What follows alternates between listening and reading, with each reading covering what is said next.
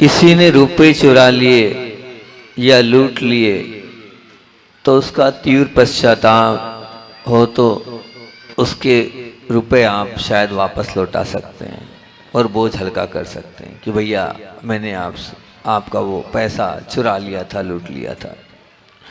भरी सभा में अगर किसी का अपमान आपने कर दिया, किसी की इज्जत की धज्जियां उड़ा दी हो और फिर उसका पछतावा अगर आपके मन में हो तो सकता है आप सभा का आयोजन करके भी और सभी के समक्ष आप माफी मांगकर अपने उस पछतावे का बोझ अपने मन से हल्का कर सकते हो, मुक्त हो सकते हो। परंतु किसी के प्राण ले लिए हो और बाद में उसका संताप हो तो उसे शांत करने के लिए कोई कुछ किया जा सकता है क्या? मेरा प्रश्न है। आप किसी के प्राण ले लिए उसके बाद क्या वापस से प्राण दिए जा सकते हैं? ध्यान रखना, रुपयों के सामने रुपए दिए जा सकते हैं, अपमान के सामने माफी मांगी जा सकती है, लेकिन प्राणों के सामने ना तो उसके प्राण वापस दिए जा सकते हैं और ना ही स्वयं के प्राण दिए जा सकते हैं। तो फिर इसका विकल्प क्या है? आगे किसी के भी प्राण हमारे माध्यम से लिए जा रहे हैं, वो प्राण नहीं। आप ये मान के महाराज जी हम तो जैन धर्म को मानने वाले हैं, हम तो अहिंसा धर्म को मानने वाले हैं, हम कहाँ किसी के प्राण लेते? नहीं, आप भी जाने अनजाने में इन मूक पशुओं के प्राण ले रहे हो। कैसे ले रहे हो? आप विचार करना। यहाँ सभी लोग बैठे हैं और सभी लोगों से हम कह रहे हैं कि आज बहुत सारे पशुओं को आप मार रहे हो।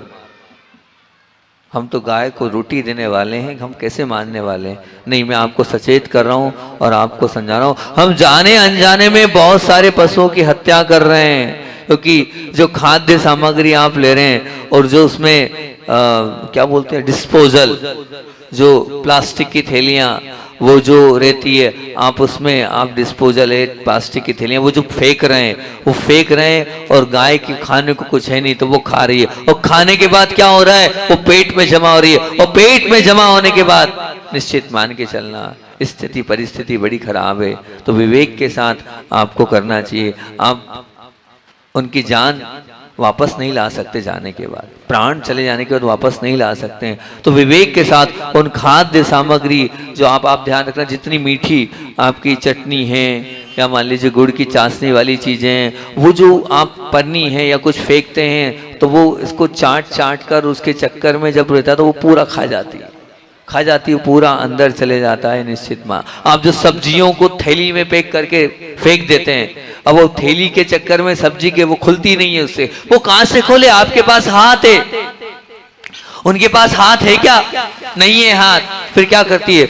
वो थैली के सहित खा जाती है, वो थैली भी अंदर पहुंच जाती है जिसके अंदर न जाने कितने केमिकल्स होते हैं, न जाने कितने विषैले पदार्थ होते हैं, और वो सब कुछ खाती चली जाती है। कम से कम आप लोग ध्यान रखें, थैली में पैक करके, माताओं आप ही से बोल रहा हूँ, आप ही को समझा रहा हूँ, आप ही थैली में बांध कर वो सब्जी के छील के वो अन्य सामग्री फेंकती नहीं, बिल्कुल नहीं।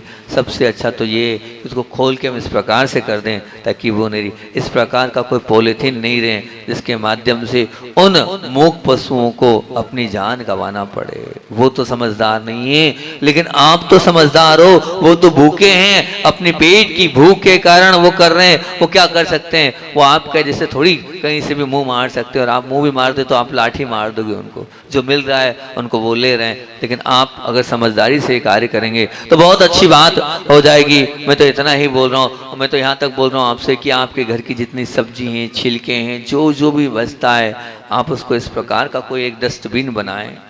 आप जैसे दान पेटी बनाते हैं ना, मेरा भाव है, कहाँ है भैया गौशाला वालों, मेरा भाव है हर घर में एक डस्टबिन पहुंच जाए गौशाला की, हर घर में एक डस्टबिन पहुंच जाए गौशाला की। दान से बढ़कर बहुत बड़ा काम हो जाएगा ये जो मैं घोषणा कर रहा हूँ। हर घर में डस्टबिन पहुंच जाएगा, और आप कहोगे तो मैं एक गाड़ी और दिला दूंगा, चिंता नहीं करना, गुरु कृपा से कहीं कोई कमी नहीं है। अभी एक गाड़ी आके खड़ी हुई है और आ जाएगी। आप तो मुख से बोलो क्या चाहिए, सब आएगा, कमी कहीं से लेके कहीं तक नहीं है। वो पूरे घर घर जाए, प्रतिदिन घर की सब्जियां, अरे आपके 200-250 घर हैं भैया, 1 रुपए की आवश्यकता नहीं है आपको भीख मांगने की कि हमें दो हमें दो हमें दो।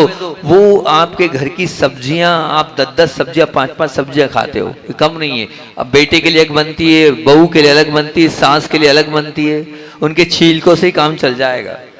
कोई आवश्यकता नहीं कहीं करने की। अगर मेरी इतनी सी बात आपने स्वीकार कर ली, मेरी इतनी सी आप बात मान ली आपने कि हम एक आदमी वर्कर रख दें, और वो वर्कर, और वर्कर क्या, अगर आप में से कोई ड्यूटी ले ले युवा वर्ग कि नहीं हम जाएंगे, पर डे जाएंगे 2 घंटा या 2 घंटा शाम को या 2 घंटा सुबह हमें ड्यूटी लेते हैं, और हर घर घर जाकर वो डस्टबिन खाली करके ले आए, कुछ ऐसी डस्टबिन बन जाए, ये मेरी भावना है। आप, मैं ये कह रहा हूँ, कितने 200-250 घर हैं।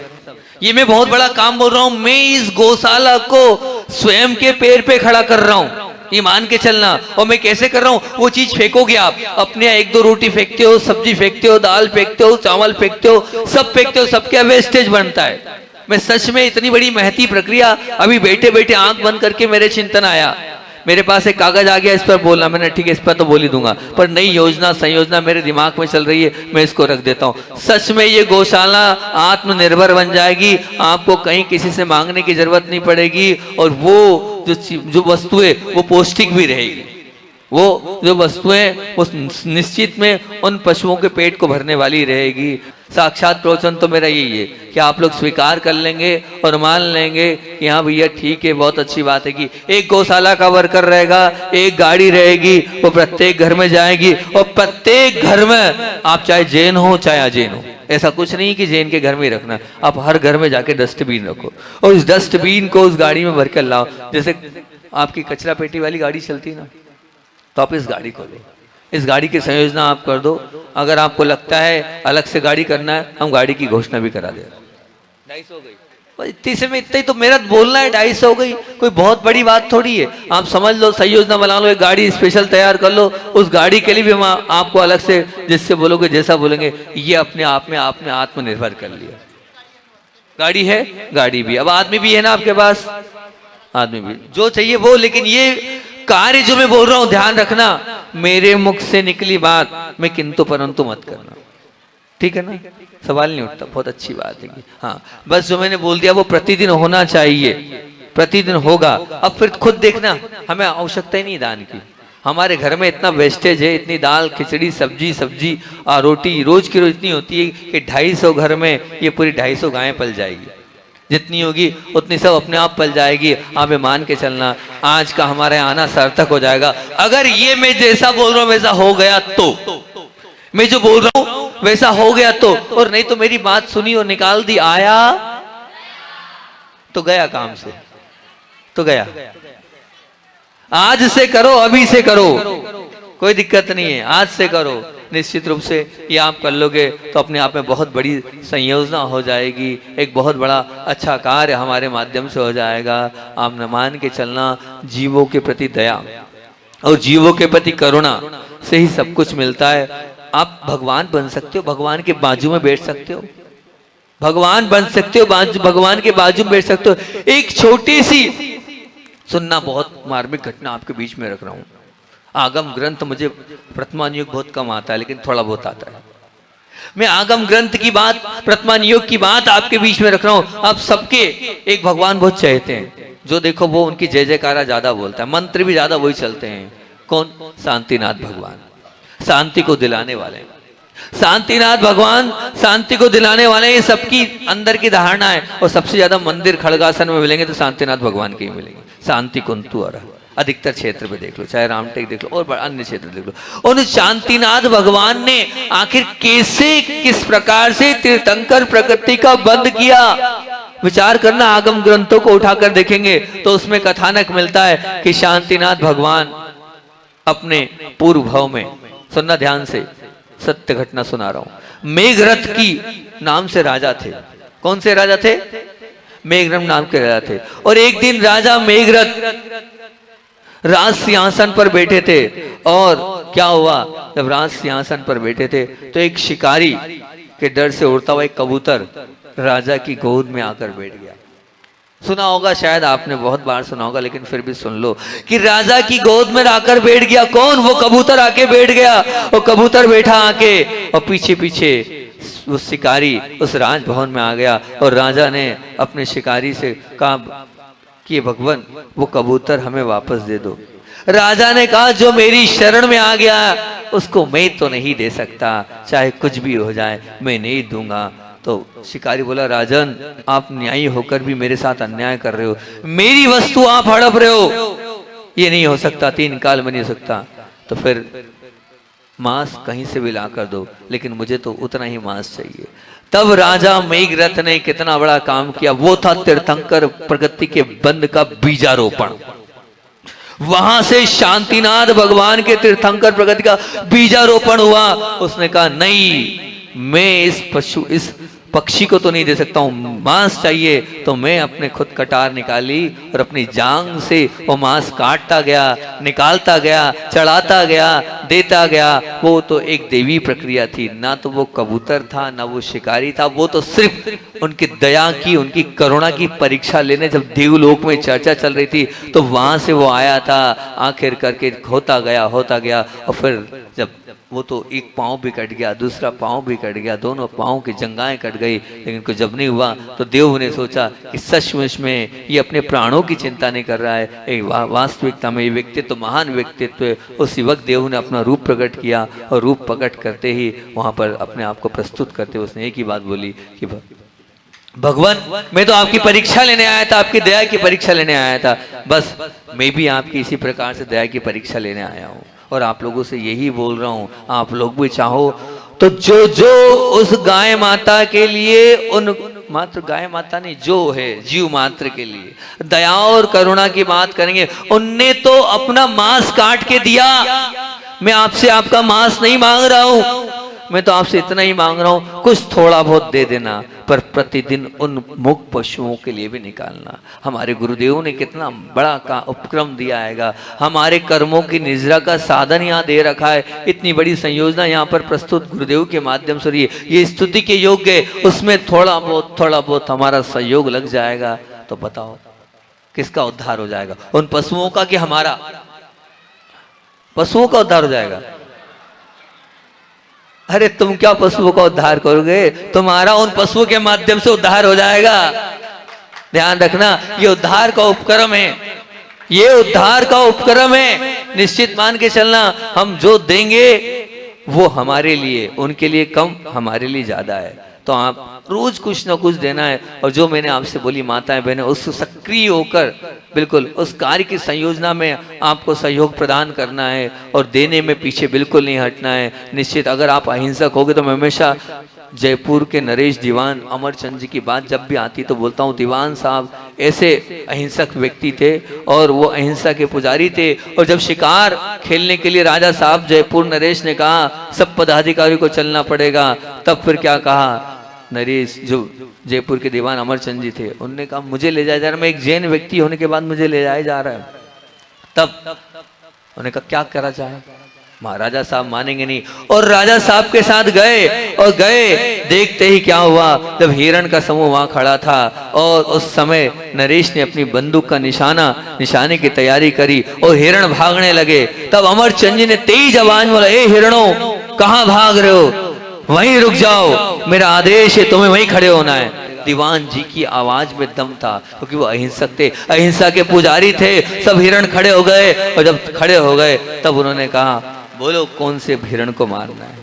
उनके लिए पहचानने के लिए उनकी दया और करुणा को आपको देखना होगा, किस प्रकार से वो दया और करुणा से अभिभूत हैं। उस दया और करुणा के साथ वो गौशालाओं की सेवा के लिए अपने तन मन और धन को सभी को समर्पित करते हुए चले जा रहे हैं। तो निश्चित रूप से ये मान के चलना कि वो लोग हैं। और मैं तो ऐसा बोलता हूँ ना, तो इतने ही नहीं है, इतने ही नहीं है, पशुओं को तो आप जैसे जो जितने पशु हैं उन पशुओं को तो पाल ही रहे हैं, पोष ही रहे हैं, संवर्धन ही कर रहे हैं। लेकिन कुछ लोग ऐसे भी हैं, कुछ लोग कैसे हैं, कुछ लोग इस प्रकार के हैं कि जैसे सुअर को तो विष्टा मिल जाए, गिद्ध मिल जाए, सौ मिल जाए, शेर को शिकार मिल जाए, मच्छर को गटर मिल जाए, ठीक है ना, मक्खी को गंदगी मिल जाए, कुत्ते को हड्डी मिल जाए, भैंस को कीचड़ मिल जाए, बस इन सबको लगता है जीवन सफल हो गया।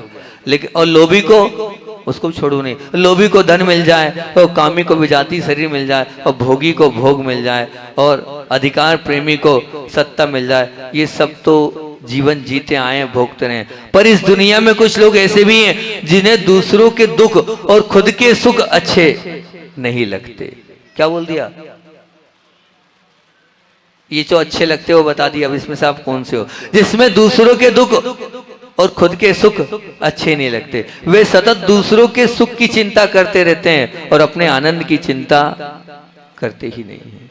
और वो दूसरों के दुख को दूर करने के लिए अपने सुख की तिलांजलि लेने को तैयार हो जाते हैं और आनंद के अनुभव के लिए अपने सुख को गौण करने के लिए सदैव तत्पर रहते हैं। ऐसे मुक्त पासुओं को अभय दान देने के लिए बहुत सारे लोग हैं। उसमें अगर मैं सबसे पहले अगर नाम लूं तो वो नाम है हमारे ब्रह्मचारी महावीर भैया का, जिन्होंने गौशाला को ही अपना घर बना रखा है। रात को 12 बजे, 2 बजे, 4 बजे आते हैं, वहीं गायों के बीच में जाकर सो जाते हैं। क्या दया और क्या करुणा है उनके अंदर। उनके साथ साथ रहने वाले वो हमारे भाई, वो लोग भाई लोग हमारे मनोज भैया पाल, वो भी यहाँ पर सेवारत है। आप लोग तो आते हो चले जाते हो, लेकिन 24 घंटे सेने दवारे कल्लू भैया दाऊ है, लखन भैया केवट है, उनको तो मैं बार बार आशीर्वाद देता हूँ, वो पहले भी आए हैं बहुत बार। मोनू भैया हमारे गोवाल हैं, कमलेश भाई, अर्जुन महाराज और चौकीदार दद्दा जी हैं। ये सभी लोग यहाँ लगे हैं। ये किस लिए लगे हैं? ये कुछ नहीं,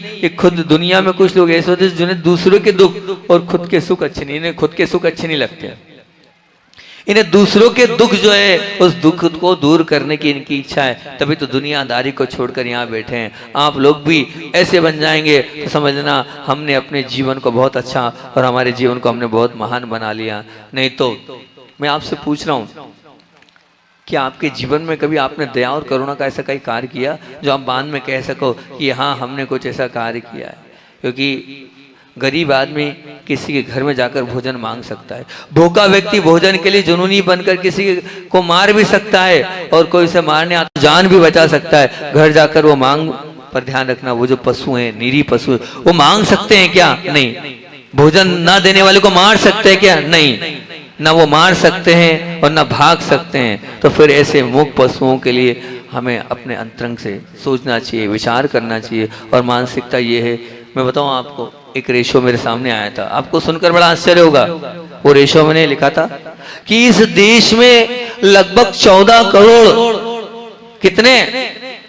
14 करोड़ जितने पशुओं का कत्ल तो मांस निर्यात के लिए हो रहा है। 14 करोड़। अब ये मेरे पास आज का रेशो नहीं, पुराना है, अभी का नहीं है, 8-10 साल पहले का रेशो लिखा हुआ है। अब क्या स्थिति मुझे नहीं पता।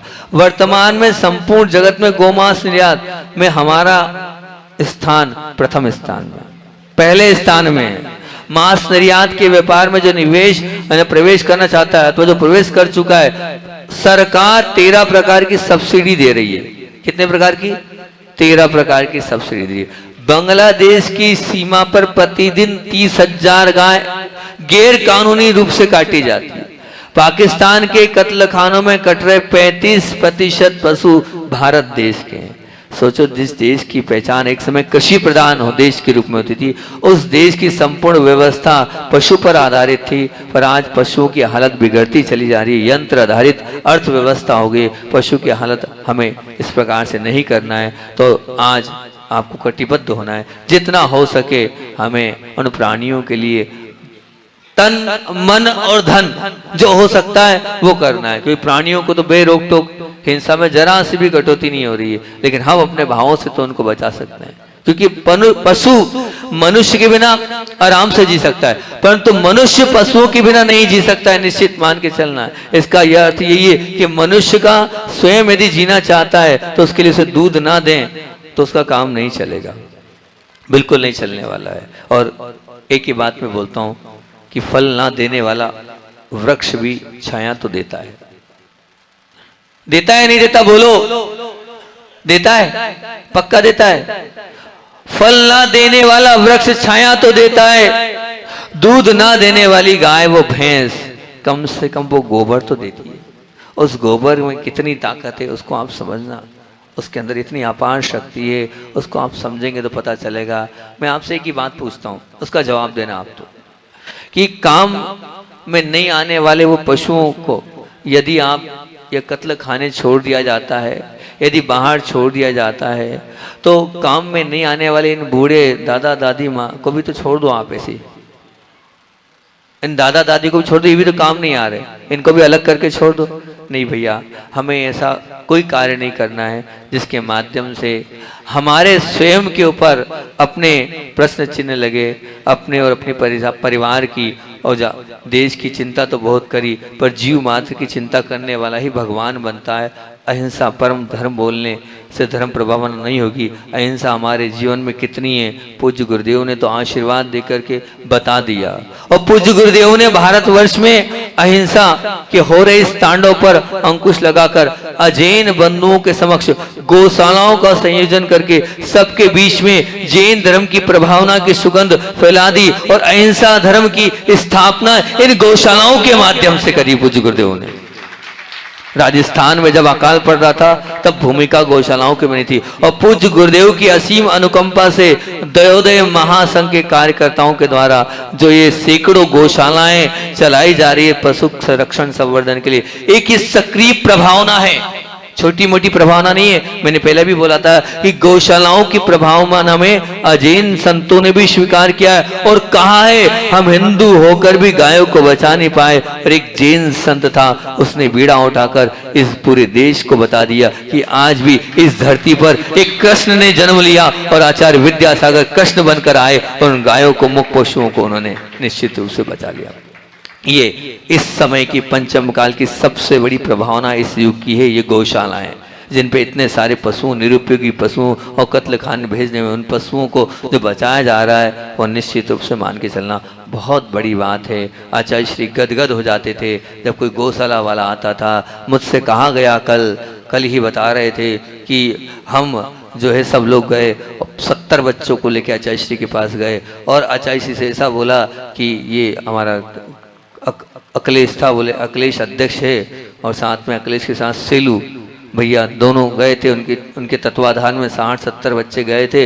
आचार्य श्री के सामने जैसे ही पीयूष ने बोला हम इनके सानिध्य में 70 बच्चे, आचार्य श्री निगाह उठाई और इतने मुस्कुराते मुस्कुराते ऐसे हाथ बोले उठा कर आशीर्वाद दिया था आचार्य श्री ने। तो ये निश्चित रूप से ये आशीर्वाद निश्चित काय का था, सेवा का था। आपने सेवा करी थी, आज वही आशीर्वाद फल रहा है, पर आप भूल गए उस आशीर्वाद को, हमारे गुरुदेव के आशीर्वाद को। अब आना ही भूल गए गौशाला। अरे उसी आशीर्वाद के फल पे तो कहां से कहां पहुंचे हो और अब उसी गौशाला को भूल गए। नहीं, वापस लौट आओ और वापस आकर उस सेवा के कार्य में सक्रिय हो जाओ। जो पहले लोग टूट गए थे, मेरी भावना है आज सब लोग बैठे हैं, वापस से जुड़ जाओ। प्रतिदिन यहाँ आओ, उन गौ माताओं की सेवा में, उन निरीह पशुओं की सेवा में जितना हो सकता है उतना संरक्षण करोगे तो बहुत अच्छी बात है। ये सेवा आप अपनी नहीं, आप अपने गुरुजी की सेवा करोगे, क्योंकि निश्चित मान के चलना आचार्य श्री ने बहुत किया है और आचार्य श्री ने किया भी है। करने के साथ साथ मध्य प्रदेश शासन ने भी गौ संवर्धन के लिए अनेक योजनाएं प्रेषित करी है। ये जैन समाज के लिए सात्विक अभिमान का विषय कि मध्य प्रदेश सरकार ने गुरुदेव के लिए भावना अनुसार अपनी अनुदान देकर कितनी गौशालाओं का संचालन हो रहा है। हाँ, वे पशुओं का पालना जैनों का काम नहीं है। ऐसी विपरीत मानसिकता, संकुचित धारणा का पूज्य गुरुदेव ने कुठाराघात किया और सबके बीच में कृषि करो और ऋषि बनो का सार्थक एक सिद्धांत सबके बीच में उद्बोधित किया है। तो पूज्य गुरुदेव ने एक बहुत बड़ा काम किया। मैं हमेशा बोलता हूँ कि गुरुदेव ने गौशालाओं को तीर्थ बना दिया। क्यों? क्योंकि मेरी दीक्षा कहाँ हुई है? तिलवारा घाट गौशाला में दीक्षा हुई है। अरे जिस स्थान से मेरा कल्याण हुआ है, क्या उस स्थान के लिए नहीं बोलूंगा मैं? वो ललितपुर में दीक्षा हुई है, कहाँ हुई है? गौशाला में हुई है। तो विचार करना, वो तो दोनों तपस्वी तप स्थली बन गई। जहाँ दीक्षाएं होती है वो अपने आप में स्थली, तपस्वी स्थली बन जाती है। तो हम यही कहेंगे कि आप लोगों ने भी उन गौशालाओं के लिए तन मन धन से जितना हो सके उतना सहयोग आपको करना है। और जो गौ सेवक हैं उनकी सराहना करना, उनका उत्साहवर्धन करना, उनकी पीठ ठोकना। बहुत अच्छा भैया, तुम बहुत अच्छा कार्य कर रहे हो, क्योंकि हम नहीं कर पा रहे लेकिन आप कर रहे हो तो बहुत अच्छी बात है कि विश्व हिंदू परिषद, बजरंग दल जैसी अनेक समाज सेवी संस्थाओं ने खुले मन से इन गौशालाओं की भूरी भूरी प्रशंसा करी है। और इन सब का श्रेय अगर जाता है तो वो जाता है पूज्य गुरुदेव को। पूज्य गुरुदेव को ही इन सबका श्रेय जाता है। उन्होंने नहीं वो रास्ता दिखाते तो हम क्या आगे बढ़ते। तीर्थंकर बनने के लिए पशुओं की वैयावृत्ति करें आप। मात्र आपने ये मान रखा है कि हम महाराज जी के हाथ पैर दबा ले, नहीं। मैंने तो कहा था तीर्थंकर बनना है तो मुख पशु की भी करो वैयावृत्ति, क्योंकि दान के भेद है। समुद्रभद्र स्वामी को आप देखना, समुद्रभद्र स्वामी ने आवास दान में शुकर का उदाहरण दिया है। आवास दान में किसका उदाहरण दिया है? शुकर का उदाहरण। जब वैयावृत्ति के पशु भी जब मनुष्यवत बन जाता है तो मनुष्य को तो पशुओं के लिए विचार करना चाहिए। पूज्य गुरुदेव ने जो वैयावृत्ति की है वो शायद इस कोई पंचम काल में नहीं कर सकता है। आप माने, गुरुदेव को मानने वाले हैं तो उस गौशालाओं के लिए आपको संरक्षण संवर्धन करना चाहिए। जो जो गौशालाएं चल रही है उसमें अपना समय भी देना चाहिए, और जितना अमूल्य आपका धन है वो भी दे सकते हैं, क्योंकि यहाँ निस्वार्थपना है, यहाँ करुणापना है, यहाँ दयापना है, यहाँ सच्चे धर्म का रास्ता है। विचार करिए, पशुओं की सेवा करने वाला भगवान बनने की हैसियत की कुबत रखता है। तो जो जो गौशालाओं में सेवा कर रहे हैं उन एक की नहीं, वो तो सैकड़ों की सेवा कर रहे हैं। और मैं आपसे एक बहुत अच्छी बात बोल देता हूँ कि जब भी आपको मन में अशांति हो, जब भी आप लगे कि मैं बहुत ज़्यादा अपने आप से अंदर से उद्वेलित हो गया हूँ और मेरे परिणाम मैं नहीं संभाल पा रहा हूँ, आप एक काम करना, मैं दो बोलता हूँ कि जब भी मन खराब हो तो दो स्थान पर पहुँच जाओ आप, अपने आप आपके परिणाम हो जाए। एक तो इन गायों के बीच में आना, उनकी सेवा कर लेना।